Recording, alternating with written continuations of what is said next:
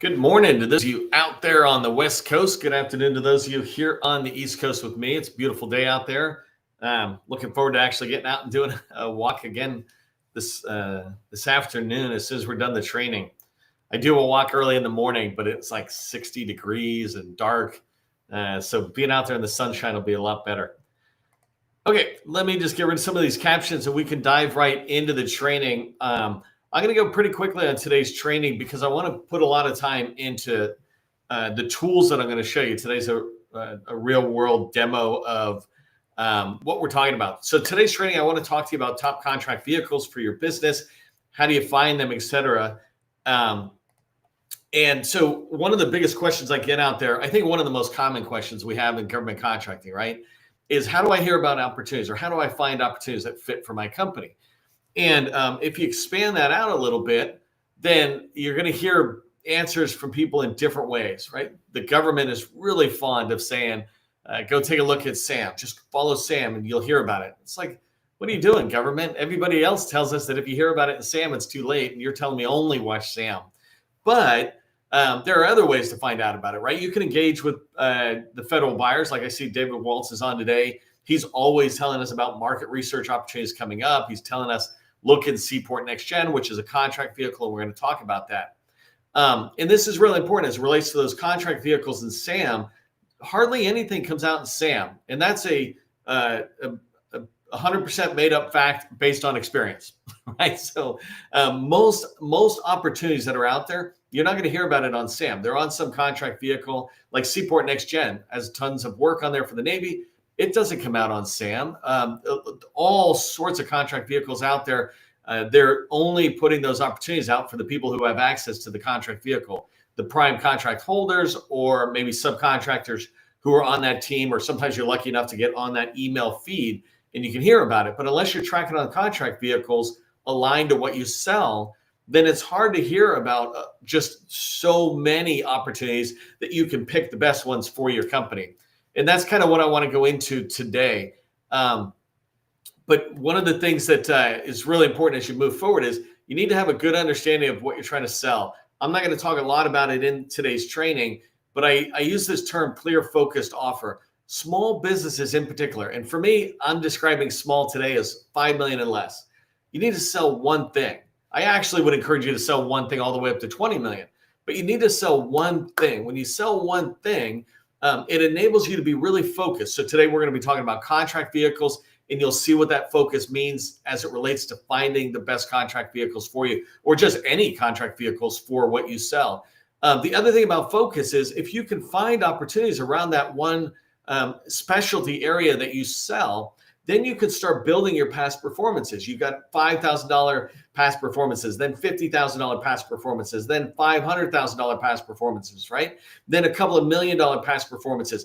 When you build like this, you're building on experience, and your customer, whoever it is, federal customer or whoever, they will understand that you're an expert at what you sell. You can't be an expert at something if you sell everything. And so I just want to encourage you to niche down on what you sell. I'm going to break up today's training into two parts. Two of them are on the slides, and one of them is inside of tools that the government has out there. So the first thing is I just want to level set what are contract vehicles, just help people understand what they are. And then the second thing is what are the types of contract vehicles? I believe there's some confusion out there sometimes, and I really want to demystify contract vehicles because at their core, they're very basic. And then the last thing I'm going to end up with, as I mentioned, I'm going to go into some tools like FPDS, USASpending, and show you how to find the best contract vehicles for what you sell. I'm going to show you the process, and then you do it afterwards, and you'll be able to find some good contract vehicles for you. So if that sounds good, put contract vehicles rock into the chat. Let's wake up LinkedIn and send some comments out into LinkedIn. Let people know we're in here doing the training. If you don't know who I am, my name is Neil McDonough. I am the president of the GovCon Chamber of Commerce and founder of CallPlan AI. I want to welcome you to my federal sales training where I provide tips for success in the federal market. I spent 20 years in the federal market as a small business owner after I got out of the Army. And since 2018, I've been teaching people like you that government contracting is not a secret. It's just a process. When we follow a process A to Z, we have repeatable, predictable results. And this is what I want for you. It's part of what I'm going to teach you today, the process of finding contract vehicles. If you haven't done so already, make sure you follow me or connect with me on LinkedIn. Join 41,000 other people who follow me and are engaged in the content that I put out.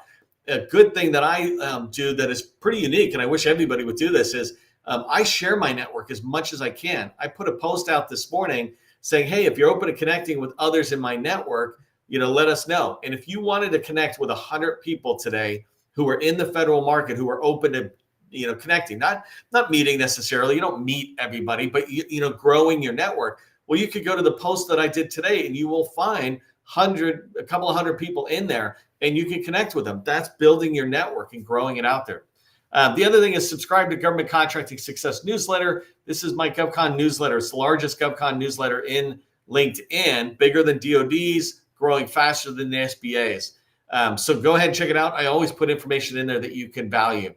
I don't have my upcoming training listed for next week. I tend to do it on the weekend and plan out the training, et cetera. So watch for that coming Saturday or Sunday. And again, make sure you follow me on LinkedIn so that you can hear about it. If you're on YouTube, you want to do that and or subscribe. Okay, let's get rocking and rolling because I'm ahead of schedule too. I got 24 minutes. This is perfect. So from a very high level, I want to talk to you about what are contract vehicles. Contract vehicles basically are just a way to reduce the competition. Well, for us, it's reducing the competition. But for the government, it's reducing the pool of sellers that are listed in SAM. If you don't understand, or if you don't know this, inside of SAM, where we all register to sell to the federal government, at any given point, there's about 350,000 active small businesses saying they want to sell to the federal government. And then there's another, let's just call it another 50,000. So rounded up to 400,000 when you've got the medium and large size companies. So that's a huge amount of companies, right? That's the supply base of for the federal government. And let's forget about the people who are not registered in SAM yet. Just the people in SAM, this is the registered supplier base for the federal market. And so contract vehicles, and by the way, this is not a training course on contract vehicles. It's a high-level intro so I can get to showing you which contract vehicles or how to find contract vehicles. But when you think about where I said it reduces the pool of sellers, this is to the advantage. It's an advantage to industry because we reduce our competition. It's an advantage to the government because they reduce a lot of the effort. So give me a quick example. The 8A STARS 3 contract vehicle has about 1,200 8A small businesses on there. So if you think about reducing the pool of sellers from 400,000 down to just 8A, which is 5,400, and just the ones who got on the 8A STARS 3 contract vehicle is about 1,200. So now that the federal buyers aren't dealing with 400,000 sellers, they're only dealing with about 1,200 in this particular case for 8A STARS 3. That's a $50 billion IDIQ, which we'll talk about in a minute, $50 billion contract vehicle for IT services and emerging technology. And so that's a big deal. It reduces the competition for those 8As and small businesses that are on it, and it makes it easier for the government to come in. I'll talk a minute, well, I guess right here. The advantage of these contract vehicles for the government and for industry is that these are negotiated, pre-approved price list, right? This is where we're saying, if you think about that 400,000, I'm just saying I sell to the federal government, but I haven't talked about prices or anything. So if they go, hey, we got this requirement, now I'm responding. Every response is kind of odd, but inside of 8A STARS 3, as an example, there's a pretty solid price list of labor categories, the roles that people are in and the prices that are in there that the buyers can look at and know that they're fair prices. So they've kind of already negotiated the overall pricing from a labor category standpoint. And then it's just based on task orders, et cetera.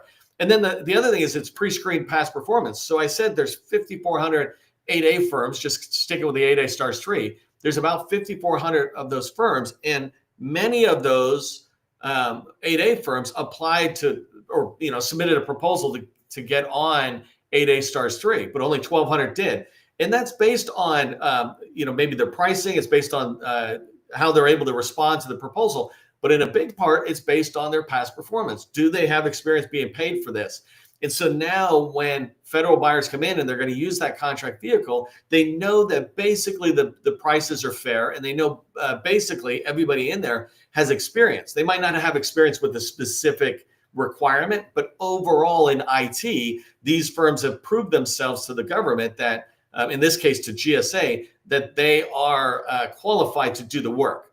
Whether they write a good response for a task order, right, is a different question. But so anyways, the contract vehicles, in my opinion, just reduce the amount of sellers down to a reasonable area. One other thing to keep in mind is that contract vehicles can have thousands of companies on them. I described 8A Star Street has 1,000, but GSA Mass has thousands. But it can also have one company on there, and we call these single award contract vehicles. And so they're anywhere in between that whole area. And then the last thing is that I was saying, why are contract vehicles helpful to the government? It reduces the burden. Can you imagine if the government had a requirement, they want to buy something, and they put a request for proposal out there, and they're getting back thousands or hundreds of thousands of responses? It's just overwhelming to them. So somehow they're trying to manage their workload through contract vehicles. They don't want to go through, first off, a whole bunch of people who aren't even qualified, or the responses aren't good responses. And so by using contract vehicles, they can reduce that burden and know that they're dealing with a bunch of, again, going back to pre-approved vendors. So that's just it's not a contract vehicle course, right? I'm just trying to touch a little bit on what a contract vehicle is. The next thing is the type of contract vehicles that are out there. This gets really confusing, and especially gets confusing when people just keep throwing out terms and using them intermixed. I'm guilty of things like this. For example, I talk about sources sought, or RFIs, and those are two paths or channels for market research. But I use them back and forth, and so does the government. They go back and call it. But really, if you did it correctly, request for information is about a dialogue with the program office about the scope of work and the requirements, and trying to understand that. And that's different than a market or sources sought, where they're just trying to find out sources, or another word for sellers sought. Are there sellers out there at all that can do this work? Are there sellers that are women-owned small business? And so inside of the contract vehicle world, it's the same thing. We sometimes just intermix things. And this is my way of describing this and trying to minimize things instead of making it overly complex. The first thing is I put down open market. If you're not using any kind of contract vehicle and the government just throws something out and says, hey, I'm looking for anybody to respond, and feel free to, anybody can respond. That's kind of open market, meaning it's a free for all. And when you think about contract vehicles coming out and the government is trying to award prime contract holders for that contract vehicle, well, the way they do it is kind of open market in the sense that anybody can respond. Now, they've got really good at kind of down selecting, et cetera, but that's a whole nother training.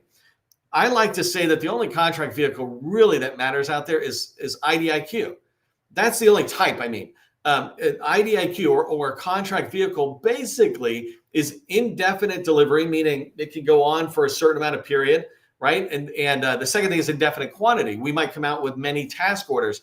And so I'll ask for $1 million contract here. I'm saying $1 million because I'm thinking a seller's standpoint, but I have this requirement, this requirement, this requirement. And they could have hundreds or thousands of task orders through the life of a contract vehicle. So this is called an IDIQ. Sometimes we sit there and say things like GSA Mass is a type of contract vehicle, but it's really not. It is an IDIQ, and that's just its name, right? But there's like Oasis, there's Stars 3 that I used a minute ago. That's an IDIQ. So for the most part, you have most of the contract vehicles are just indefinite delivery, indefinite quantity, and it just negotiated that price point down for the sellers.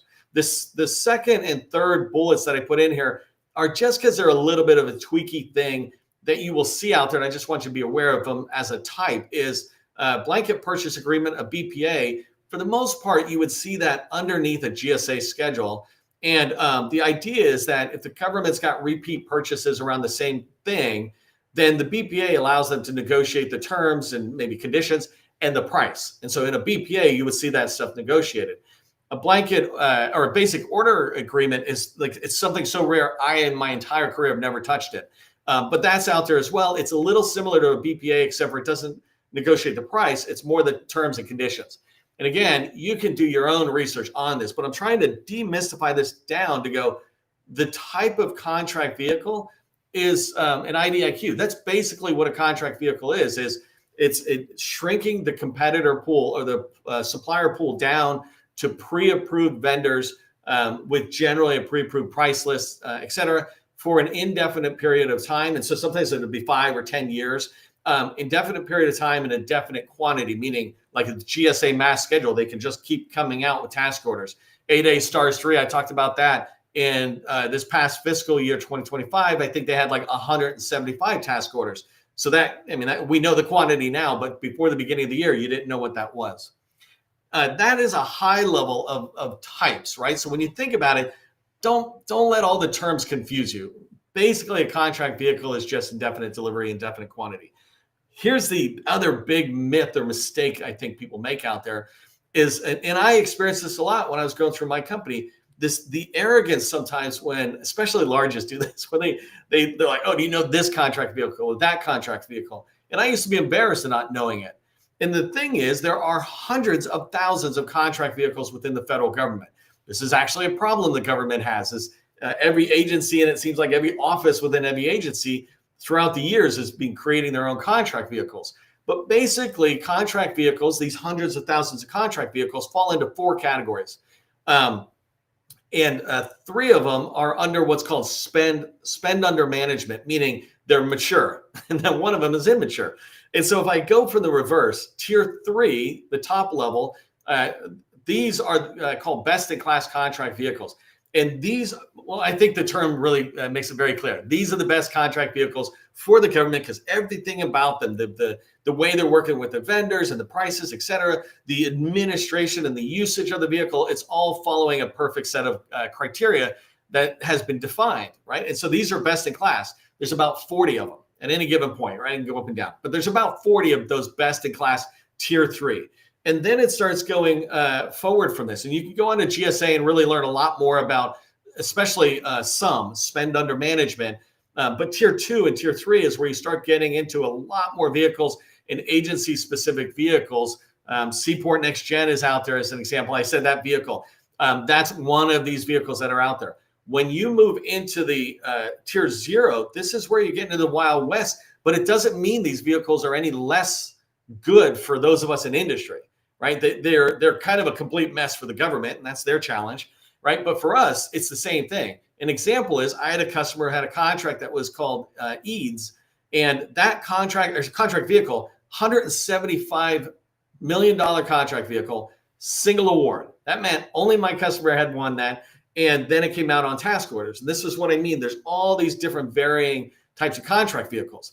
The reason I'm really introducing you to these 4 tiers is to say, yes, of course, you're going to pay attention to tier 3, but that's where a lot of us get caught up and distracted and complaining about, oh, there's so much consolidation, et cetera. It's like, yeah, I get it, but who cares? It's there. How can you win is what I care about. So those best in classes, we definitely want to know what they are and pursue them. So an example is GSA masses. It's not best in class, but it's something you would want to go towards.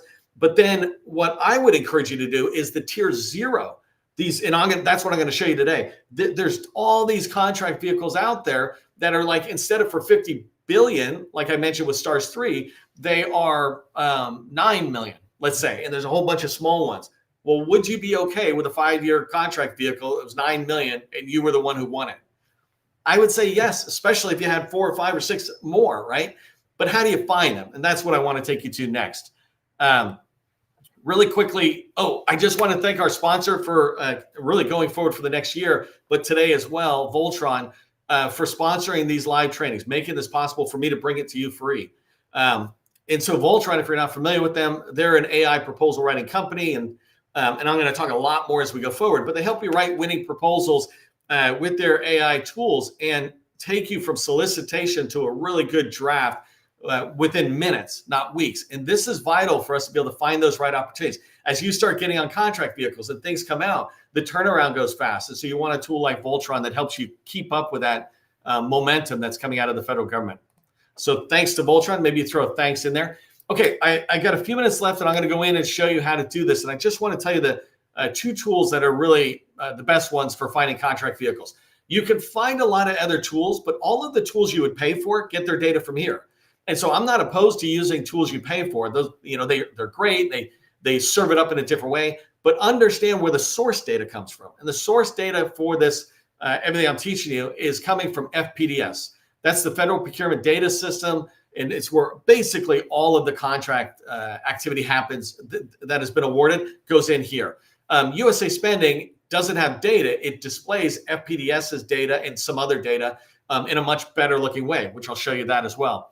And so I'm going to show you looking at the government activity. And then I want you to look at researching your competitor. And hopefully I'll show you one of those as well, where if I look at a competitor and I see that, I look at a contract vehicle and I'm like, oh, that one looks good. And then I see who won it. Then I'll go over like to USASpending and I can see what other contract vehicles they won. And maybe they weren't on the same keyword or something I was searching on. So now I look at my competitor. I'm like, ooh, you got 4 other vehicles I want to go after, right? I'll show you that really quick. So let's go ahead and do this in action. Okay, so this is FPDS. Hopefully you're familiar. If you're not, FPDS is one of those tools and one of the skill sets that you should master. You should not have to pay people like me to come in and do this. You should know how to use this the same way you would use ChatGPT or Google. So let me just go in. That homepage is a useless homepage. This is where I like to be. So I'm going to come up here, advanced research or advanced search, and I'm moving through this part fast because it's not teaching FPDS, it's teaching the vehicles. But the first thing I want to do is just come down here and do a keyword search. Where am I? So descriptions. And I'm going to use, let's use American Sign Language today. Actually, I want to use just sign language. So let's use that. And I'm going to add one more field in here for the moment, which is date signed.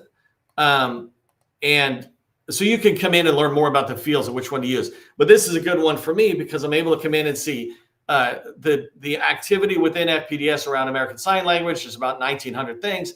But if I come in here and say the second tab, ICD, that basically is contract vehicles. So I just went from, how many was that? 2,000 records within FPDS. Now I come in and I'm seeing 110 contract vehicles of some sort across the board. Before I dig into it, I want to show you just one more way of looking at this data, another way to search it. Control V, enter. So what I showed you here was just clicking on this tab. There's an inconsistency within FPDS data. So I want you to understand, I can come over here and I've got my 2 things. I'm searching on requirements, description, and date signed. I'm going to add a third one. And I got to remember what it was called, but where are you? So Cage, where's my contract vehicle? IDV type. So here I've got my drop down, right? And I can choose, do I want to, look for GWAX, et cetera? But I might sit there and say, you know what, I really want to find, and actually because BPAs are on the other one at the top, I'm going to say, I want to look for, contracts that are in here. So here's 18 of them. So now I've got 2 different tabs that I'm showing you. And let me just remind you really quick. The search, and you need to come in and get good at this tool yourself. But the search criteria I used was a requirement description, sign language, the date signed, so my period that's in there, and you can change those fields how you want. And then the ID, the vehicle type that I'm choosing in this particular case is, just a contract vehicle like a IDIQ. And so let me zoom in and show you just some of the activity. First thing is I'm able to look at this, right, and see what's going on. Here, I don't know if you can see this. Sorry, it is showing you that this is a contract vehicle. So I'm going to view it, but I could also click instead to say, show me the awards that are under this vehicle. I don't care about that at the moment because what I'm trying to do is build a list of contract vehicles. And just in case I run out of time and I forget about this, you can export this out to Excel. Up on the top right-hand side, you can export it out, and you can take your time to look at this stuff that's in there. But if I come into the vehicle, I just want to show you a couple of things that are in here. So remember, and I'm using Graham, who was the sponsor of our lives last year. I'm using Graham as an example for American Sign Language Services. So this is interpreting for deaf people. And so I can see the contract ceiling, right? The most that can be ordered on this vehicle is $15 million. And Graham would be happy for that, right? And if they had multiple vehicles, that's a good growth level for them. And I can also see that the last date of ordering is 2028. So when I'm building my pipeline, I'm going to put that in my pipeline right now because I just found it. And I will know in 2027 to start competing, early 2027. So that's only a year and a half away, right? So let me come back to this other tab. So this tab is the one where I came in and I'm just searching on the term sign language, and I'm choosing the tab ICD for contract vehicles. And in here, I'm able to scroll down. If you can see, right there is the IDV type, right? So if I wanted, I can keep scrolling down and see what's going on. I can see the ceiling amounts. I don't know if you notice this right here, right? So I'm able to go forward in there. This stuff is all useful for me. So I'm not going to scroll down for a second. Really what I want to do is go in again to this view and look at this guy. And so this one, another one that is it looks like a 5-year contract or so, but the last date of ordering is January 30th. So, this is a much smaller contract, but actually in the sign language world, this is a good size because the sign language things come out at like $200-$300 a day for interpreting, and there's a lot of interpreting or something. But anyways, I can see that this is going to expire, and so I'll want to put it in. The one thing I want to check for sometimes is down here, just to make sure that the description of the requirement is matching what I'm searching for. So here I'm looking at USDA National Capital Region. So in the Washington, D.C. area, this is for sign language interpreting services. It could not be more specifically saying to Graham, this is a contract vehicle you should be on, right? So I'm running out of time because I like to end on time always. But let me come back and show you these two tabs to make sure you have them both. That's funny. I lost my other tab, but that's okay. I'll show it to you in a second. So this one here, the first thing I did is just typed in my term. So I could come in here and say, if you're doing, let's say staffing, right? I'm looking here and I see 110 contract vehicles potentials, right? It might end up being only 50 or 25. But still, that's 25 potential contract vehicles that are for sign language services. But if I say, how about staffing? Because I know there's many people in here today who are doing staffing. I'm able to look at this and see there's 480 contract vehicles for staffing. If I looked at this, and I'm just going to try to scroll really fast down to the description. If I come in here, again, it's USDA, but I can see that it's administrative and professional staffing support. I know for a fact Graham would like this. I know for a fact Tracy or Hillary or some others who are in this training would want to go after this. And again, if I look at the timeline on this, and I know I'm moving really fast, but it's a $4.5 million contract, and the contract ends last date to order 2029. I'm not going to show you now because I don't have enough time, but you could actually filter on that saying, show me contract vehicles that are ending, let's say June 26th, anywhere into 27, because that potentially means the sales activity is happening in 2026. But this is how you start finding contract vehicles, especially the smaller tier 0 ones or tier 1, tier 0 that most people are ignoring, right? By the way, the other way that I said do it was come in here, just a quick reminder, come in here and choose the field IDV type, and it'll let you search by the type. So if I wanted to search by GWAX, this is, well, there's none there at the moment, and that's staffing, and they could be doing something else. Let me just try technology and see if that comes up. Otherwise, technology. Nah, so that one's not working as well, but you get the point on how we're doing that. Let me come back to my screen. Hopefully that was sharing. I didn't see that, so hopefully you got that part. But you can see how you can start finding contract vehicles. I just chose staffing, but what about recruiting, right? I chose sign language services, but what about CART services, which is something similar to that in their world? I want you to keep in mind from today's training that there are hundreds of thousands of contract vehicles out there. The chances of there being contract vehicles that relate to what you sell is pretty high, but it's a lot of work to get in there and figure it out. Learn FPDS, go in and use FPDS to find some of those vehicles. Take the time to learn. It's got a help document. You can guide through. You can watch many, many of my trainings, but you can also just go in there and play and start seeing what those fields are in FPDS. The one thing I didn't do to show you, and I just out of time, is I could have taken any one of those winners and take their UEI and gone over to USASpending, put it in, and when I bring up that company, let's say company ABC, it would show me that contract vehicle I was looking at, but it would also show me a list of all the other contract vehicles this company has won. And if they're like a sign language company, then I would be able to see a lot of sign language firms in there. So, okay, hopefully that makes sense. I'm running out of time. If you're looking to increase your sales, you want to join me over in Call Plan AI as I build it out. This tool is designed to help you move forward, and I'd be excited to have you over there. Make sure you're following me on LinkedIn so that you can hear about the training that I'll post for next week over the weekend here. Hope you have a good weekend. Remember, government contracting, not a secret, just a process. I will see you.